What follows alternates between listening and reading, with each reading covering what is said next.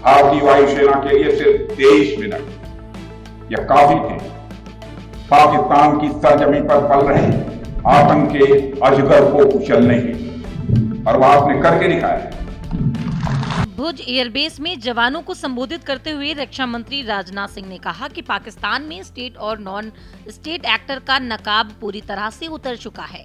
अगर इस स्थिति में वहां परमाणु हथियार रहते हैं तो इससे कभी इनकार नहीं किया जा सकता है कि भविष्य में वो आतंकवादी तत्वों के हाथों में चले जाएं। राजनाथ सिंह ने कहा कि भुज आज फिर पाकिस्तान के खिलाफ हमारी जीत का गवाह बना है। मुझे यहाँ उपस्थित होकर गर्व महसूस हो रहा है। रक्षा मंत्री राजनाथ सिंह आज भुज एयरबेस पहुंचे, जहां पर वह भुज वायुसेना स्टेशन पर वायु योद्धाओं से बातचीत की। वायुसेना प्रमुख एयर मार्शल एपी सिंह भी उनके साथ हैं।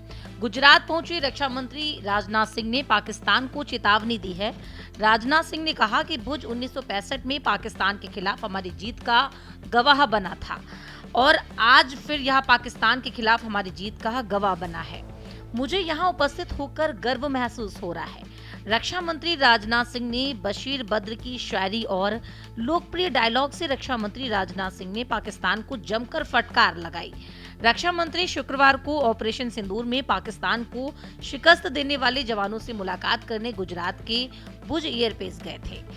राजनाथ सिंह ने कहा कि यह कोई छोटी बात नहीं है कि हमारे एयरफोर्स की पहुंच पाकिस्तान के हर कोने तक है। यह बात पूरी तरह साबित हो चुकी है। राजनाथ सिंह ने जवानों का हौसला बढ़ाते हुए कहा कि जितनी देर में लोग नाश्ता पानी निपटाते हैं उतनी देर में आपने दुश्मनों को निपटा दिया। भुज एयरबेस पर बोलते हुए रक्षा मंत्री ने कहा कि कल ही मैंने श्रीनगर में हमारे बहादुर सेना के जवानों से मुलाकात की थी। आज मैं यहाँ वायु योद्धाओं से मिल रहा हूँ। कल मैंने उत्तरी क्षेत्र में हमारे जवानों से मुलाकात की थी और आज मैं देश के पश्चिमी हिस्से में वायु योद्धाओं और अन्य सुरक्षा कर्मियों से मिल रहा हूँ। मैं दोनों मोर्चों पर उच्च जोश और ऊर्जा को देखकर उत्साह महसूस करता हूँ।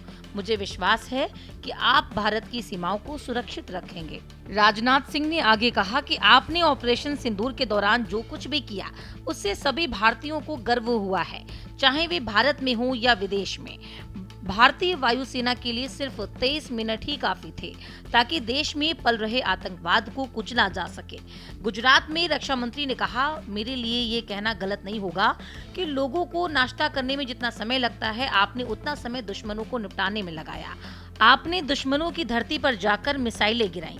इसकी गूंज सिर्फ भारत की सीमाओं तक ही सीमित नहीं रही, पूरी दुनिया ने इसे सुना। वो गूंज सिर्फ मिसाइलों की ही नहीं थी, बल्कि आपकी और भारतीय सशस्त्र बलों के जवानों की बहादुरी की भी थी।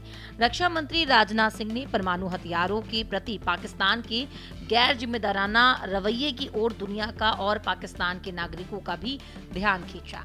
राजनाथ सिंह ने कहा कि पाकिस्तान में स्टेट और नॉन स्टेट एक्टर का नकाब पूरी तरह से उतर चुका है। अगर इस स्थिति में वहां परमाणु हथियार रहते तो इस स्थिति से कभी इनकार नहीं किया जा सकता है कि भविष्य में वो आतंकवादी तत्वों के हाथों में चले जाएं।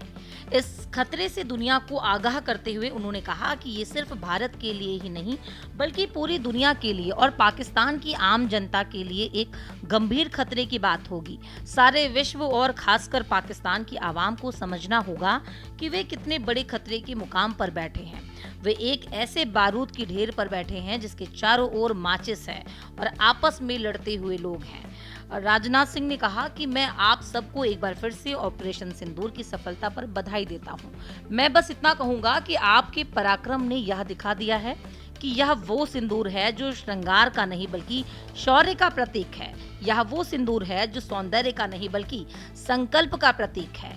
यह सिंदूर खतरे की वह लाल लकीर है जो भारत ने अब आतंकवाद के माथे पर खींच दी है।